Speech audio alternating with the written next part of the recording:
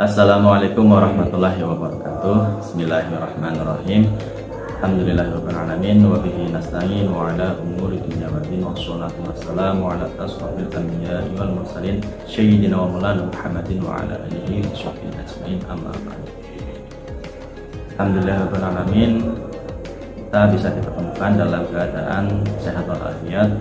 Yang sedang sakit semoga cepat disembuhkan penyakitnya dan diangkat penyakitnya oleh Allah Subhanahu wa taala. Amin. Langsung saja saya di sini ingin berbicara sedikit mengenai ibadah pada bulan suci Ramadan, terkhusus ibadah sholat sunnah tarawih. Sholat sunnah tarawih ini dilaksanakan pada malam bulan suci Ramadan, tepatnya setelah sholat isya dan sebelum sholat witir.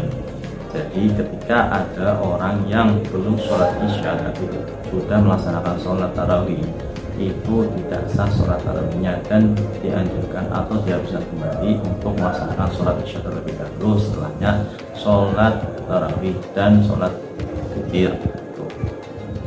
Sholat tarawih sendiri didasari pada sebuah hadis yang diriwayatkan dari Al-Bukhari, Muslim dan sebagainya, berbunyi man qoma ramadhana imanan wa ihtisaban ghufira lahu ma taqaddama min dambihi. Artinya, barang siapa yang beribadah tarawih pada malam bulan suci Ramadan dengan ikhlas, niscaya akan diampuni segala dosa-dosa yang telah lampau. Hadis riwayat Bukhari, Muslim dan sebagainya.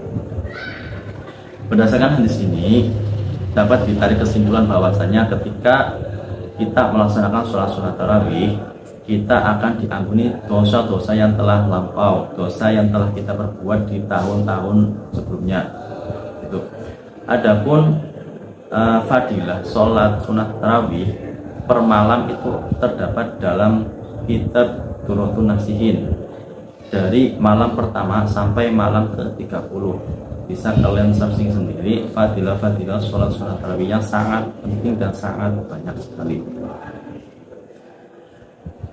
Dimulai dari sejarah sholat sunnah tarawih. Sholat sunnah tarawih ini dilaksanakan oleh Rasulullah pada tanggal 23 bulan pertama, bulan kedua Hijriah, yang mana terdapat pada sebuah hadis yang diriwayatkan dari Sayyidah Aisyah radhiyallahu anha.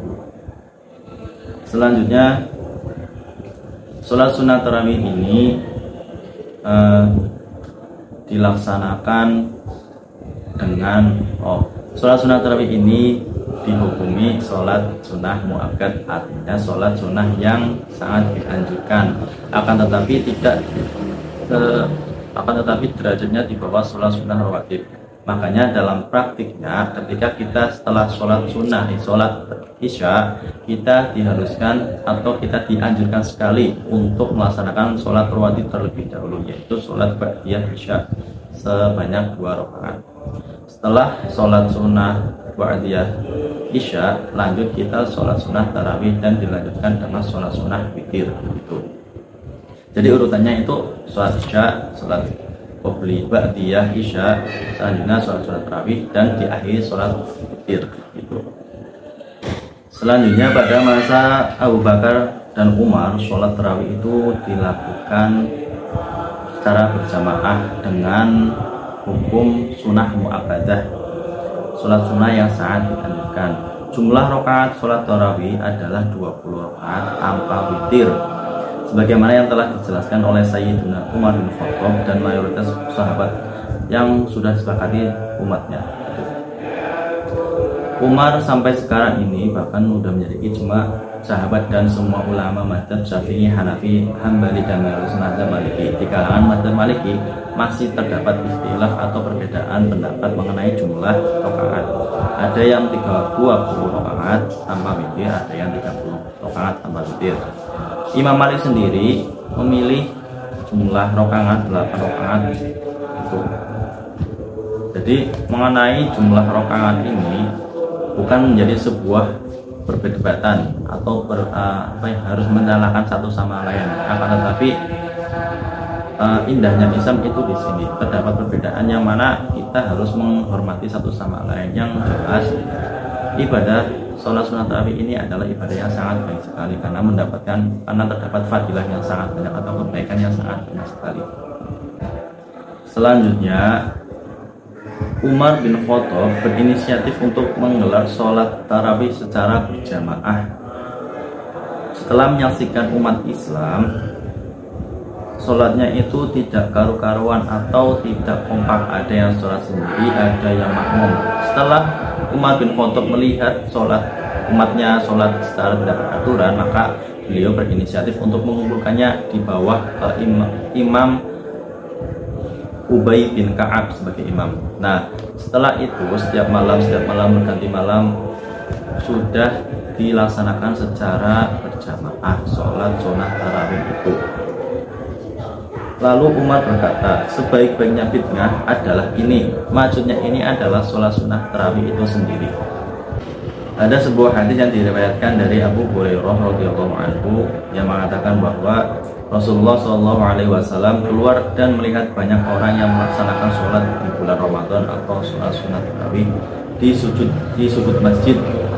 Beliau bertanya, siapa mereka? Kemudian dijawab, mereka adalah orang-orang yang tidak mempunyai Al-Quran, artinya tidak mempunyai hafalan Al-Quran. Ketika sholat kan ada bacaan-bacaan yang harus dibaca, contoh seperti Al-Fatihah dan surat-suratan, surat pendek contohnya. Nah, itu banyak sekali umat yang nggak bisa baca Quran, nggak bisa hafal Quran. Jadi dikomandoni dengan cara satu imam atau sholat berjamaah. Nah, yang mencetuskan sholat berjamaah atau sholat tarawih ini secara berjamaah yaitu adalah sahabat Sayyidina Umar bin Khattab radhiyallahu anhu. Pada saat itu jumlah rakaat yang dilaksanakan adalah 20 rakaat. Jadi 20 rakaat ini sudah menjadi ijma para ulama. Jadi afdolnya itu adalah 20 rakaat tanpa tarawih. Tarawih itu tanpa witir. Jadi 20 rakaat dan ditambah dengan 3 witir itu lebih afdol daripada yang 8. Karena yang 8 juga ada yang berpendapat 8 itu di masjid, nanti sisanya dilaksanakan di rumah itu.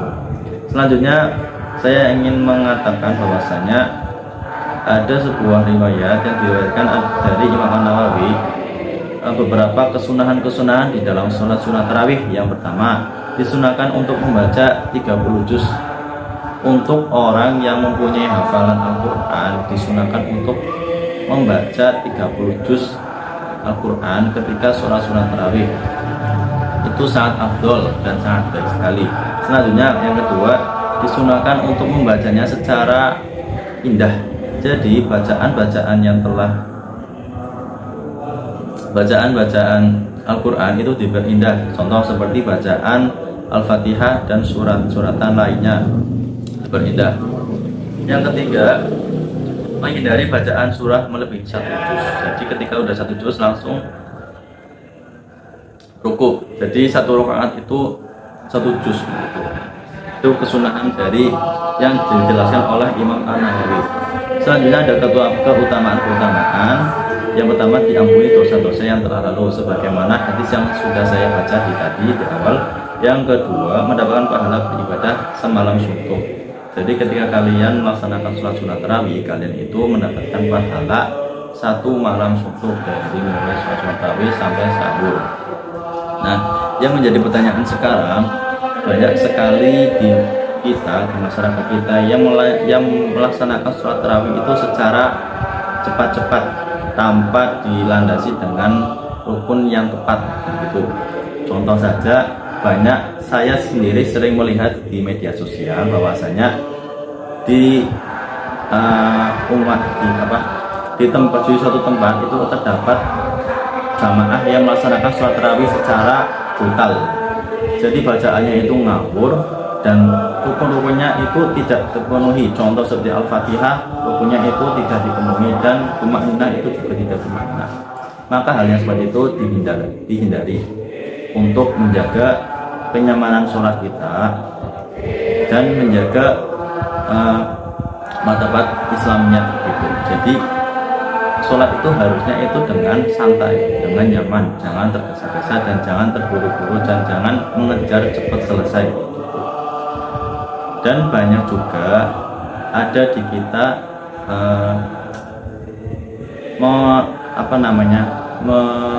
memisahkan dua salam per dua salam itu dengan bacaan sahabat. Misal seperti bacaan Al-Khalifatul Amirul Mukminin Abu Bakar Siddiq radhiyallahu anhu. Nah, yang seperti itu yang dilakukan Bilal itu adalah menghidupkan jamaah biar yang pertama biar tidak ngantuk, yang kedua biar semangat. Jadi ketika ada hubungan ada transfer informasi, ketika ada timbal balik dari seorang Bilal dengan jamaah, insya Allah tarawih itu akan menjadi nikmat dan lancar. Mungkin itu saja yang bisa saya sampaikan. Kurang lebihnya mohon maaf. Saya akhiri. Wabillahi taufiq wal hidayah. Assalamualaikum warahmatullahi wabarakatuh.